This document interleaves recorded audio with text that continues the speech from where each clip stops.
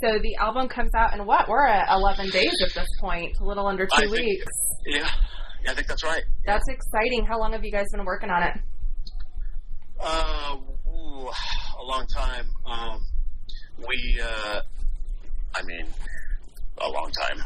Yeah. We went into the studio to do the first basic recordings at, the very beginning of 2020. So things went sideways pretty quick, obviously. Right. We had recorded some basics late 2019 or very early 2020, and then we went back in to finish up basics in, I think, the very beginning of March 2020, just as COVID was suddenly becoming something. And, of course, everything ground to a halt. Right. So then, of course, nothing happened for 2 years. And then we were able to work on it again. So just the recording process went on from, the beginning of 2020 till, the end of, almost the end of 21, right? Right. So it was 2 years of just that. And we had been working on these songs for a long time before that, on and off. And some of the songs are older songs that Nico had written, and so those songs are many years old. So since they were that many years old, I'm assuming that it probably wasn't too weird to revisit them after that much time, because I was thinking if you guys had just barely started working on them, it might have been a little strange to go back in after that much time had passed. No, it wasn't that weird. And we, our record output is generally slow anyway, so it's not odd for us to take time between things, and it's not odd for us to go into the studio and do a bunch of recording and then have everybody's regular life kind of get in the way, and, not be able to come back to try and work on things for an extended period of time, months even, So that part wasn't that weird. Okay, that's good. Yeah, because when I looked up how long you guys had been going, I was like, holy cow. I had no idea you guys had been going for that long. I mean, almost as long as I've been alive. Yeah. The subtext of that is, of course, that we're old. Well, I'll tell you what, to be able to keep doing this for that many years is pretty awesome, and you guys do it well. This album is so crazy. Every time I listen to it, it has different soundscapes that pop out that I might not have heard the time before. You have a lot condensed, which you wouldn't think without really sitting down and paying super close attention, and it's really cool because they all the different instruments and the choir and everything really complement each other, and it's so pleasant to the ear, but it's so much fun to go back and keep listening to different pieces and different parts of it. Cool. Yeah, well, I'm first of all, obviously I'm happy that you like it. It's, for us, it's even kind of a simpler record. There's actually, in many ways, a little bit less going on in this record than some of the older records. There are actually, less overdubs and less instrument layering and things like that. But obviously there's still quite a bit. And the chorus is a new thing for us, So, and that was a sort of a conscious decision to try and do something different. So. And it is works out so beautifully in lovely. I'm really happy with it too. I think it sounds great. I was really excited when we were in the studio recording when we had the chorus in the studio, and it was pretty amazing. So. Oh, I bet. Just a whole other experience. And in Lovely Merc, when the choir goes along with the acoustic guitar, I thought that was such a neat change up. Yeah. Well, obviously a lot of that credit to that goes to, Joe Ciccarelli, who recorded and mixed this, who we've been working with now for a little while. Oh, did I lose you? No, I'm still here. Oh, no, still there. Sorry. Yeah, this will be our third record with Joe. So, and obviously he's amazing, and we're lucky to have him. So, a lot of the credit for how great things sit together would definitely have to go to Joe. For sure. Right. Well, I don't do interviews with. This sounds so egotistical, and I don't mean it to sound that way, but I don't do interviews with albums that I don't connect with or music that I don't connect with.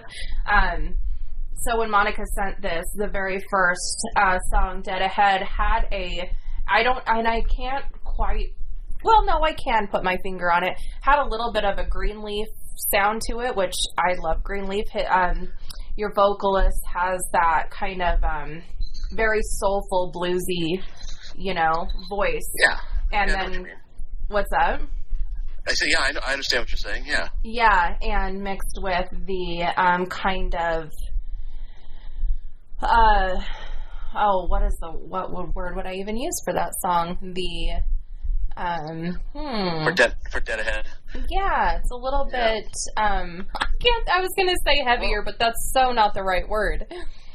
What were you going to say? I'm sorry, I missed it.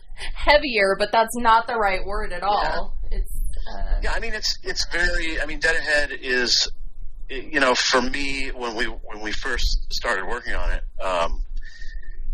both Dead Ahead and Icy White both have kind of this sort of minimal kind of, late 70s New York thing going on where, and at least that's how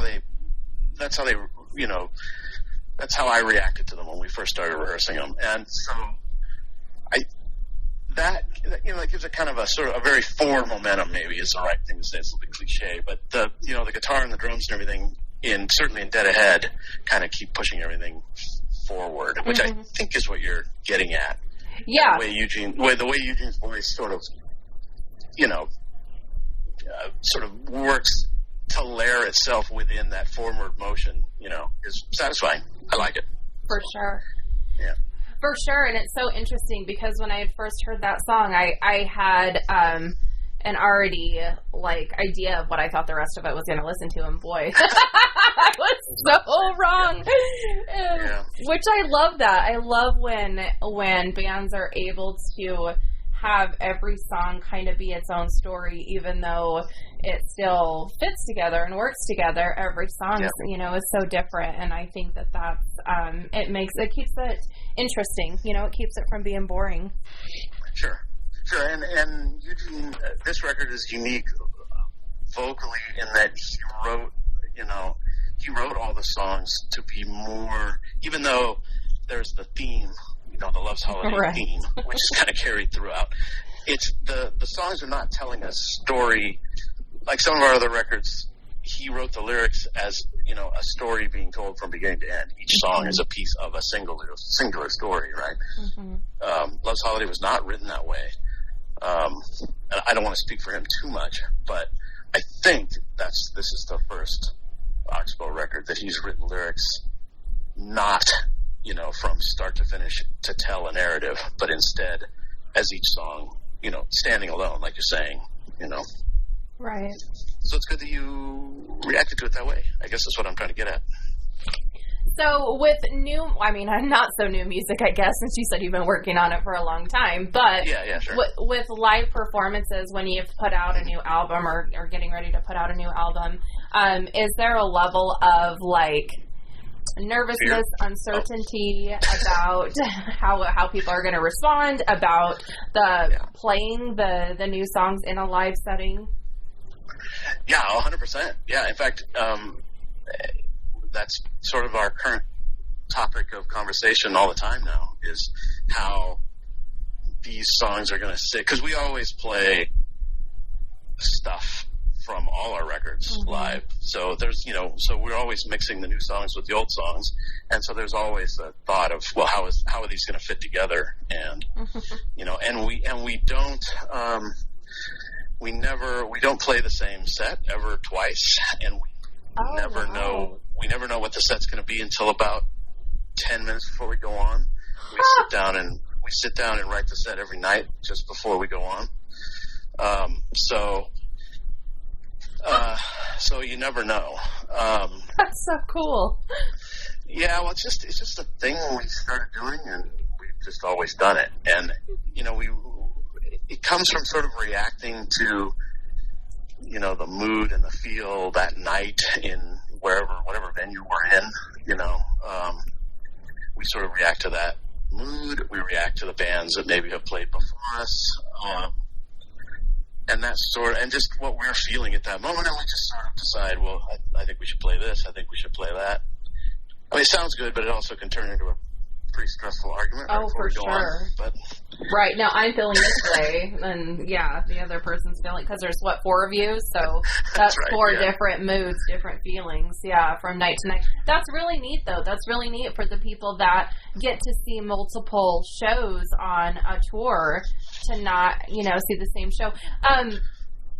Yeah, and it's got to keep it, not that it's not exciting or interesting for you guys while you're on stage, because I know you feed off the energy, and it's just usually a very energetic and mental health place to be. Yeah. But it's got to keep it from being boring for you guys as well. Like, oh my gosh, they just play the same songs every night, Yeah, no, I think we tried to play the same set once, and it didn't work, and so we never tried again. I don't know. It's just the way it is. It does for sure keep it exciting. It also can be pretty stressful. Yeah. Because sometimes we're pulling songs out of the back catalog that we're practiced we haven't in a while. rehearsed that much. So I might be remembering how to play it as I'm playing it, which is pretty exciting. Gosh. So. Oh my gosh, that sounds super stressful, but. I mean, sometimes people operate even better under that the highly stressful situations. Yeah, sometimes it makes for a much better, experience. Yeah. I think. I hope. Well, hey, I think as the band being on stage, the crowd can tell whether, first of all, you're having fun, first of all, you're enjoying yourself, and I think when they're able to see that, nothing else matters. If there's a flaw in one of the riffs or one of the beats, it's not a big deal because and there's lots of flaws. But hopefully everyone is happy with what they get. Let's say. What is one of the main things that you guys try to present with a live show, or do you guys just kind of go out there and just have fun? And obviously, obviously a new record has come out, and so we're going to be playing songs off that record. So that's kind of first and foremost. Like, we're going to be playing new songs. Right. But, so that probably is the main, there's not really a theme per se of what we're trying to project other than we're going to be playing songs off the current record. But then, on top of that is how we're going to mix them in with older stuff. And, obviously we're not going to play the same songs off the new record every night. So, that's so neat. It just seems really natural to me and to us because we've been doing it that way for so long. But whenever I mention it, people are kind of like, "Oh, that's weird." Yeah, well, I think it's so neat though. I do a lot of interviews, and I can't think of another person that I've interviewed that has said that operate that way. I don't always talk about the live stuff, but a lot of bands play the same set every night, and I can 100% appreciate why. Mm-hmm. It allows you to really prepare moment for moment for the evening, and I there's value in that for sure. I'm not saying that that's a bad idea, but that's not how you guys do it. We're just kind of more into making things hard on ourselves, I guess. Well, it makes it more of a raw and genuine experience, versus something that's like polished and rehearsed so much that it's not. I guess genuine's not the right word, but just that raw experience. I guess if you're in the audience and it feels like there's some chaos, it's probably real. Seriously. The chaos is real. So that's one of the things that I really love and appreciate about like the 60s, 70s style music. There was so much rawness and there were so many imperfections, and that it just made it more realistic. And a lot of that's gone away because of the way we record music now, right? Because everything's recorded digitally, and so everything gets fixed. Yeah. A lot of those sort of wonderful improvisational moments don't necessarily get to survive, you know. We kind of consciously try to, you know, if those cool improvisational recording moments happen, we do try to not fix them, if you know what I mean. Cool. But it's awfully easy. It's awfully easy when you hear something that's, hey, I'm a little late on that hit. Can we just tweak move it that forward just a little bit? You know, yeah. Make me sound like I know what I'm doing. After over 30 years, let's just go ahead and make it sound like this is still something that I'm on top of here. Yeah, exactly. So I wanna find out how you guys ended up with Ipecac. It's such a perfect label for you guys. When I listened to the album and you know its entirety, I was like, of course they're on this label. It's just a perfect fit. Yeah, it seems pretty good. Honestly, I'm not 100% certain how we ended up there. I know we had talked to a couple of other labels that had expressed some interest, and the Ipecac interest popped up kind of late in the process. Obviously, we know who those guys are, and you know we've talked to them before over the years, but nothing ever really seemed to fit. And I don't know. You'd have to. I don't know exactly why they thought now was the time to put out one of our records, but and I am going to agree with you. I've been pleasantly surprised with how good a fit it kind of feels like. You know, I wasn't sure at the time, but they've been fantastic, and you know, and like you say, it feels like we kind of belong. Yeah. I just can't imagine another label that makes as much sense. And really, I mean, I'm to the point now where as soon as like I get a ton of emails a day with different albums and you know things coming out, and I see Ipecac, and I'm like, okay, I take the time to stop and listen to it because 99.9, if not 100% of the time, I know I'm gonna enjoy it. So it's one of those labels that's kind of you trust it. Yeah, for sure. Yeah, no, and I think everybody has a label that, or certainly it used to be that way, where everybody had a label that you know always just seemed to fit. Yeah. Yeah. So on a personal level, when did you decide that you wanted to play drums, and were there other instruments that you expressed interest in before, or what kind of was that driving force? Yeah, I'm a completely accidental drummer. I was going to play bass in a band when I was much younger in junior high school. And by the time I got around to showing up, they already had a bass player. And they said, well, we have a bass player, but we don't have a drummer, so why don't you do that? So that first band rehearsal was the first time I'd ever touched any drumsticks. And it just sort of went from there. That's hilarious. And were you like high in demand after that just because it's so hard to find drummers?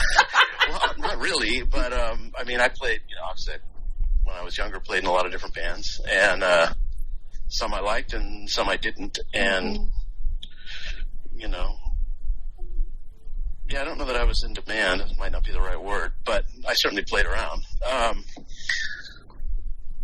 Yeah, until I kind of gave up and said I wasn't going to really play in any more bands I didn't like. And then, of course, I was, you know, I had played on the first Obow record already. In 89, because the first record wasn't really a band. It was more of Nico and Eugene's sort of side project from Whipping Boy. And so there were a lot of different musicians on the first record, and I played on two of the songs, Curse and Bullseye. And we all just sort of knew each other from that sort of scene. And then I was off doing other things, and then it was later when they, you know, Oxbow turned into their main focus, and when they asked me to join full time, I think was 4 years later or something. Yeah, so there it is. That's cool. So if you weren't doing like this kind of I don't know, bluesy, progressive. I don't even know what to label it as. What other style of music have you or would you want to do? Well, I don't know. I mean, I'm an old punk rock kid from the late 70s and, early 80s. So, I mean, and we kind of all were, that's sort of the scene that we all sort of knew each other. Mm-hmm. I don't know. That's a pretty good question. What would I be playing if I wasn't playing an Oxbow? That's a good question. I don't have a ready answer. That's all right. You don't have to have an answer. So, kind of in that same vein, what is some artists or bands that you have found yourself listening to these days? These days, yeah, I listen to a lot of different stuff. So today, for instance, at work, I listened to some Sarah Shook and the Disarmers, which is like an alt-country thing from Nashville. I also listened, believe it or not, to a bunch of Ghost. Some early Ghost stuff was just stuck in my head today, so I was listening to that. Which is sort of outside my wheelhouse, if you will. Mm-hmm. And that's what I listen to today anyway. But I listen to all kinds of stuff. And I think everyone in the band is, everyone in Oxbow started out as a music fan, right? Mm-hmm, of course. I mean, I think that's true. That's probably not an odd thing to say. I mean, everybody in a band probably started out as a music fan. So, sure. And all of us in Oxbow have pretty wide and different tastes. Explains the music. Around the stuff that we listen to, they would overlap in a lot of places, but there would also be stuff way out on the edges that I like, that Dan doesn't like, that Nico doesn't like, or, so it's pretty varied. But yeah, I don't know. Did I answer that question, or did I go on a tangent? Yeah, no, you did. Is there one that you all agree on? Is there one, like, when you guys are traveling, that everyone's like, okay, we can all agree on that one, or is it still pretty... Oh, yeah, there's lots. Yeah. I mean, there's lots we can agree on. I mean, yeah. I can't, I don't know if I would name anything specifically, but yeah, there's tons of music we can agree on. Yeah, all the time. We've driven across the country from show to show listening to, Creedence Clearwater Revival before, all of us. And which is a strange thing to be doing, but... Not really. Can't go wrong there. Everybody likes CCR. Sort of strange for us, but, yeah, we overlap a lot. Probably more than we don't, honestly. Oh, that's good. Well, but it's cool that you guys all have different, like, styles, too, or that you listen to different genres of music, because that probably is what helps you Sure. create these different, sounds that you guys do within the album and previous albums. It helps make it not, like, really fit into a genre, which is kind of sometimes a breath of fresh air. Yeah, well, I hope so. Yeah. Yeah, for sure. I ask almost everybody this because I think it's really important, and I laugh a lot at the responses. But what are some things that you do for self-care, like when you're either just feeling overwhelmed or exhausted or just need, like, balance in life? Yeah, that's easy. I mountain bike. Oh, nice. Yeah, for sure. That's... Whenever I'm stressed out, that's what I go do. Oh, that's perfect. I try to go, 2-3 times a week. So. Oh, that's awesome. Is there anywhere, like, in the country or in other countries that have been, like, the height of your mountain biking experience? No, I haven't really ever. That's not entirely true. I've mountain biked in Hawaii, but mostly I've only ridden around kind of where I live here in Northern California. So I haven't really, I've never taken my bike on tour or anything crazy like that. But, so I guess I don't have a good answer for that question. Oh, well, if you can fit it, I would almost do it. Because there's something about exercising and being in nature and the breeze and the smells and the sounds and stuff that is just especially when you're on tour. I mean, that's an exhausting and stressful sometimes environment. It might be. Yeah, touring's tough for sure. It's very stressful and exhausting. In fact, everything about touring sucks except actually playing. Right. Yeah, that hour that at the end of the night. Yeah, I've definitely heard that. Do you feel like it's gotten easier because you're so used to doing it at this point, or tougher because when you get older it's just tougher to have that energy? I think it's easier. I mean, you certainly know exactly what you're getting into, and we're not. It's not like the early days where we're sleeping on people's floors and right. or in anarchist squats to play shows. So at least we have decent places to sleep. It's not too bad. It's not too bad, and we're pretty good at keeping our heads level on tour and not doing anything stupid. So I think it's gotten easier. Yeah. Yeah, it makes sense. Practice makes perfect, right? Yeah. And we like to, and we like to play. I mean, when we tour, we try to have no days off. Like, we'll try to play every night. Oh, wow. Yeah, just because days off are, soul crushing. And so I think I just feel like if you play every night, you kind of get into a rhythm. It just makes it easier. So. Yeah, well, we're creatures of habit, so that definitely makes sense. Yeah. Huh, that's interesting. And then outside of mountain biking, what other things do you do in your spare time? Well, I mean, I don't know. I don't have a lot of spare time. What's that? Between Oxbow and work and my family. I mean, I do a fair amount of traveling with my family. We like to hike and camp and, basic American shit. Oh, but it's so good. It's so good for not only like the mind and body, but as family, it's good for those connections because there's something where we have a few trips planned coming up here, and good. I'm definitely looking forward to being just out in the woods and breathing some fresh air. You said you have children, right? You said? I have a 15-year-old. Yeah. I have an 18-year-old, so. Oh, wow. Yeah, so I know what you're going through. You know what? I actually am pretty dang lucky. My kid so far is pretty easy and has been. So mine as well, actually. Oh, mine good. Really great. Yeah.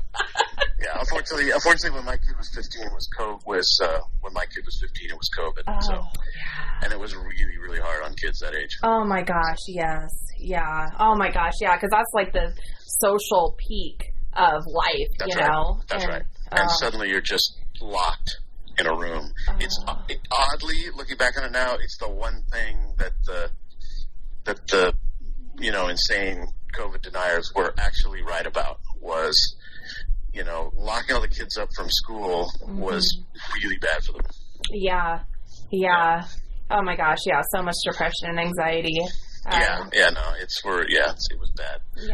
Yeah. So luckily they came out of it on the other end all right, but it was an unpleasant year. For me, I'm an introvert, and so I was like thriving for the first little bit. Like, yes, I don't have to be around people. That's perfect. No, I'm exactly the same. I'm 100% the same. People look at me sideways.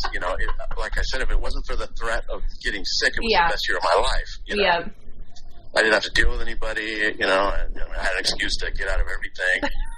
Right. I completely understand your point of view. The only thing I think I really missed during that time was concerts. It was really a struggle. I've been going to concerts since I was a teenager, and so not having that was tough. But I'll tell you what, going back to that when things were, and still aren't 100% safe, made me really nervous. I really struggled with getting back into that environment around that many people. Yeah, it's weird. You wouldn't think that spending that much time away from people, which, was only a year, let's say, maybe a year and a half, depending on how aggressive you were. It was amazing how strange it was to be back into a group of people. Yes. Surprising. Yeah. And even like having just those normal everyday conversations, even with some of my good friends, I felt like I didn't know how to conversate anymore. Yeah, right. Everything was so awkward. Sure. Yeah. Well, I was somewhat fortunate that where I work remained open, so I did go to work almost every day during most of it. But that's all I did. Right. Get up, go to work, do my thing, go home, and didn't see anybody else. It was definitely strange. Yeah. But I'm pretty introverted like you, so I was not. I didn't feel emotionally, weighed down by it. Right. But some people clearly were. Yeah. So. Definitely, yeah. Extroverts need people for energy. It's funny. I actually work the whole time, too, because I'm a counselor, and so I just switched to telehealth. And so I was still conversating with people, like multiple people every day, but it's a different type of conversation than the normal, just everyday conversation. And you're hearing, as the darkness is settling on those that it was settling on, right? Yeah. How much some people were struggling while I was I'm living my best life. Yeah, exactly. I know, it's kind of strange. But It is. Yeah. Well, I'm really excited to see how everybody responds once the album comes out. So far, everything that I've seen has been really, really positive. A lot of people really enjoying the direction that this album has gone, which hopefully is... Oh, yeah, do you guys not check on those things? Well, I mean... let's see. It would, and I've said this before, it would be dishonest for me to portray myself as being as without ego as I'm about to portray myself, so I'm lying. But, I don't, at some level, we do this for ourselves. Oh, for sure. And if I'm happy with the record, and I am, super happy with it, and I've been super happy with every record we've done, it's on some level I don't care. Yes. No, I don't think that's egotistical. I think that's the way it should be, and that's probably why it's as good as it is, because it's not for anybody else. And I swear you can tell when bands start doing music for other people as opposed to themselves. It's you can tell. So I think that's great, and that's the way it should be. But the point at which I'm being dishonest here is that everybody cares, even if you don't think you do, or everyone cares what somebody else thinks. Right. I would love to be the spiritual warrior that doesn't, but but I'm not. Right. There's still a level of that. But at some level, we don't care. Yeah. And Oxbow for us has never been a primary income source for any of us. So there's not that added stress of oh God, if the record doesn't do good, I'm not exactly sure how I'm going to pay my rent. Right. And that's a legitimate concern for a lot of people. Yeah. So. Especially, during those years. Yeah. Yeah, that makes sense. Yeah. So that sort of stress point is not present for us. That's good. Yeah. And then you get to keep doing it for yourselves. Well, yeah, I very much enjoy it. I'm excited to see what everybody else has to say once it is fully released. I wish you guys the best of luck on the release, and hope you guys are able to celebrate in some fun way. And where do you live? I'm in Idaho. Idaho, okay. Yeah, I don't know where we'll be playing anywhere near Idaho. But yeah, a lot of people skip us because it's so hard to go from one position to the other without having to drive for eons. Yeah, but that's how, everything, touring in America is always that way. Right? That's true. That's true. It's usually a pretty drive. We're basically one big park. No, it's awesome. Yeah. But it's a long way between shows. So. Yeah, well, hopefully at some point you guys will be able to make it over here, because I would love to. Love to see you. My brother lives there. I'm assuming you're in California. Yeah, I'm in California. Okay. Yeah, my brother lives there, and we go there somewhat frequently, so maybe I can catch you guys Maybe it'll work out sometime, yeah. Right. What whereabouts do you guys usually play? Well, we don't play much here. Oh my gosh, how funny. How funny. There's so many places you could play in that big state. Yeah, I mean, we do. We do, but it's not like we don't. It's actually kind of rare, which is strange but true. We might do one show a year in California. Oh, wow. Yeah. Well, shoot, maybe I'll see you in Idaho then. Yeah, we might have as much chance of playing in Idaho. So, there you go. Oh my gosh, that's funny. What part of California are you in? I'm in the Bay Area. Oh, okay. I'm nice. just south of San Francisco, between San Francisco and San Jose. Oh, okay. Oh, what a pretty part of the state. Yeah, everyone in Knoxville currently lives somewhere in the Bay Area. Oh, that's nice. Oh my gosh, I would be outside all the time. I'm in Boise, which is still pretty, Yeah. but not the same weather and scenery. Yeah, I mean, I've been to some of the national parks in Idaho, but I don't think I've been to Boise. I have to think about it, but I don't think I have. So. It's pretty. It's the city of trees, so we have all different, kinds of trees, and there's a lot of different hiking trails, and it is a pretty area, in a different way, I guess, really. Yeah. Well, that's good. Yeah. Awesome. Well, I hope you have a wonderful evening. I hope you are 100% soon, and I appreciate you taking some time for me. Yeah, no problem. Thank you very much. It was great. Yeah. All right. Sounds good. Okay. Bye. Bye.